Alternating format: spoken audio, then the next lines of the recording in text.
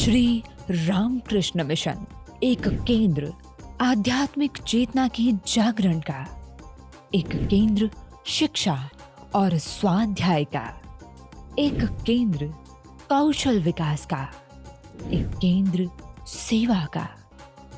सेवा जहाँ संस्कार हैं और आध्यात्मिकता जिसका मूल है। आश्रम की ओर रुख करते ही सामने दिखाई देता है भव्य मंदिर। चारों तरफ पुष्प वाटिकाओं से घिरा हुआ, हर वाटिका में कई प्रकार के पुष्पों के दुर्लभ पौधे। हवा का मामूली झोंका भी इनकी भीनी भीनी सुगंध को पूरे परिसर में फैला देता है। भूतल जहां मंदिर है वह थोड़ी अधिक ऊंचाई पर है।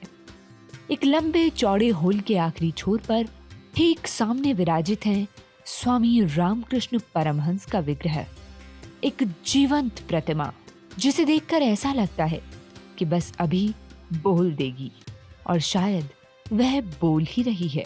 हाँ, निरंतर संवाद में ही तो हैं स्वामी रामकृष्ण परमहंस।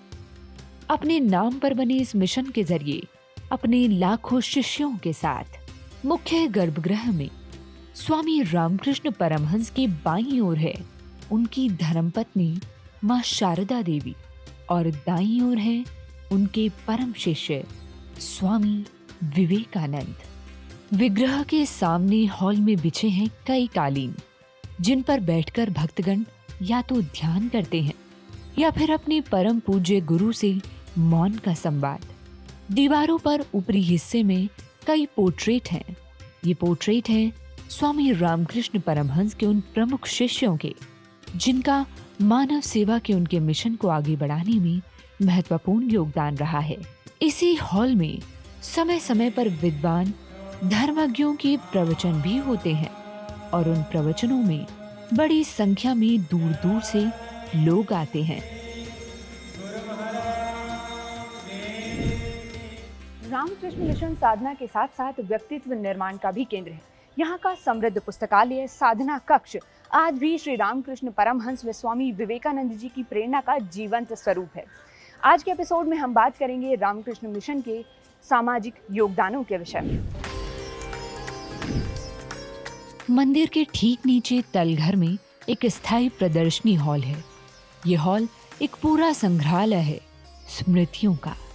स्वामी विवेकानंद के बचपन से लेकर उनके गुरु के पास पहुंचने, गुरु की परीक्षा और गुरु द्वारा उनकी परीक्षा, सद्गुरु स्वामी रामकृष्ण परमहंस द्वारा शेष कार्य सौंपे जाना, स्वामी जी का संपूर्ण भारत भ्रमण, कन्याकुमारी में गहन ध्यान, मुंबई से विदेश के लिए प्रस्थान, अमेरिका के शिकागो में भाषण और फिर वहां भी कई शहरों में भ्रमण, कई लोगों से मिलना, कई लोगों को दीक्षित करना, वेदांत सोसाइटी की स्थापना, भारत में वापसी और फिर यह रामकृष्ण मिशन की स्थापना से लेकर मिशन को देश के कोने कोने में पहुंचाना, शिक्षा, चिकित्सा और आपदा राहत कार्यों में ही मिशन की पूरी ऊर्जा लगा देना, पीड़ित मानवता की सेवा को ही ईश्वर की सच्ची सेवा के रूप में स्थापित करना, ये सब चित्रों और झांकियों से लेकर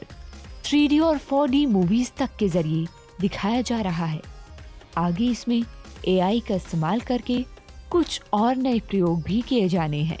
इस प्रदर्शनी का उद्घाटन 11 सितंबर 2012 को स्वामी विवेकानंद जी की 150वीं जयंती पर दलाई लामा जी ने किया था।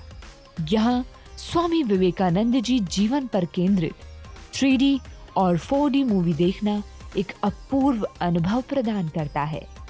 स्वामी विवेकानंद जी के शताब्दी समारोह में हम लोग ने सोचा कि ऐसा कुछ बनाए, लोग आए, देखे, स्वामी जी के बारे में जाने, रामकृष्ण मिशन के बारे में जाने, सब कुछ अंदर है। हम लोगों ने देखा कि एक अच्छा म्यूजियम होना चाहिए, एग्जीबिशन होना चाहिए स्वामी जी के ऊपर, रामकृष्ण मिशन के ऊपर, ताकि लोग को जानकारी हो। इसलिए हम लोगों ने ये एग्जीबिशन शुरू किया, म्यूज़ियम शुरू किया। केवल यही नहीं, अब हम क्या कर रहे हैं, अब तो बहुत डिजिटल हो गया, हाईटेक हो गया, बहुत कुछ हो गया। इसको और भी हम डायनामिक बनाना चाहते हैं। तो हम लोगों ने केंद्रीय सरकार जो है ministry of culture, government of India, उन लोगों से मैंने रखा है प्रपोज़ल, 5 करोड़ का प्रपोज़ल रखा है। शायद मिल जाएगा, शायद अगर मिलने से हम लोग जुलाई अगस्त से काम शुरू करेंगे, तब तो और भव्य हो जाएगा। Everything will be electronic, digital, जो लोग चाहते हैं 3D 4D ये सब करेंगे हम। इसको बहुत तरह से दिल्ली का 1 नंबर म्यूजियम हम बनाएंगे, एग्जीबिशन बनाएंगे उसको। मंदिर के बाईं तरफ अब भोजनालय और मिशन का प्रशासनिक कार्यालय है। अब जो प्रशासनिक कार्यालय है, वास्तव में यही इस परिसर का सबसे पुराना भवन है। मंदिर बहुत पहले इसी भवन में था, ऊपरी तल पर। बाद में मंदिर का अलग से भवन बना, तब गर्भगृह वहां स्थापित किया गया। उसके बाईं तरफ एक और बहुत बड़ा हॉल है। वह वास्तव में ग्रंथालय है, अत्याधुनिक सुविधाओं से लैस। यहाँ पूरे दिन अध्ययनशील लोगों का जमावड़ा बना रहता है। यहाँ दुर्लभ पुस्तकों का बहुत बड़ा संग्रह है और साथ ही कई तरह की अत्याधुनिक सुविधाएं भी। वो सुविधाएं जिनकी आवश्यकता एक आधुनिक ग्रंथालय में होती है। सुविधाओं से भी बढ़कर है यहाँ का वह शांत वातावरण जो अध्ययन मनन की मूलभूत आवश्यकता है। इसके साथ जुड़ा हुआ है Swami Ranganathananda institute of languages and culture. इसके अधीन इच्छुक विद्यार्थियों को कुछ विदेशी भाषाओं और संगीत आदि की शिक्षा दी जाती है। ग्रंथालय भवन के पीछे है एक ऑडिटोरियम और उसके भी पीछे साधु निवास। म्यूजिक स्कूल चल रहा है, बच्चों को म्यूजिक सिखाते हैं, फिर स्किल का काम, डेवलपमेंट का काम सिखाते हैं, टेलरिंग वगैरह सब सिखाते हैं। तो ये सब धीरे धीरे ऐसा ही बढ़ता गया। जैसे general library, it is very important library. इसका करीब 50 से 60 हज़ार किताब है और रियर कलेक्शन जिसको अंग्रेजी में कहते हैं, ये बहुत कलेक्शन, बहुत रियर कलेक्शन सब लाइब्रेरी में नहीं मिला है। आपके जो हैं, ये इनका नाम भूल गया, वो भी लाइब्रेरी में बीच बीच में आते हैं, किताब पढ़ते हैं रेफरेंस के लिए। इनका नाम भूल गया मैंने। तो जो भी हो, ये बहुत लाइब्रेरी, बहुत सारे बच्चे आते हैं कॉम्पिटिटिव एग्जामिनेशन के लिए, UPSC, ये वो, रेवेन्यू। अच्छा, यहाँ कोई भी लाइब्रेरी में किताब निकाल सकता है और पढ़, हाँ, कोई भी निकाल सकता है, पढ़ सकता है। किताब क्या घर ले जाने की भी सुविधा? हाँ, बोरो कर सकता है। First you have to become member, आपको सदस्य बनना पड़ेगा। उसके बाद आप किताब लाइब्रेरी से लेके घर ले जा सकते हैं, उसमें कोई भी असुविधा नहीं है। और ऐसा नहीं कोई कर पाते हैं तो फिर उनको लाइब्रेरी में आना है। लाइब्रेरी, जनरल लाइब्रेरी खुला है सबके लिए, आप किताब ले सकते हैं, वहाँ बैठ के पढ़ सकते हैं, सब कुछ कर सकते हैं। जैसे आ गए, आपने कोई रेफरेंस के लिए आ गया तो उसके लिए आपको सदस्य बनना नहीं पड़ेगा।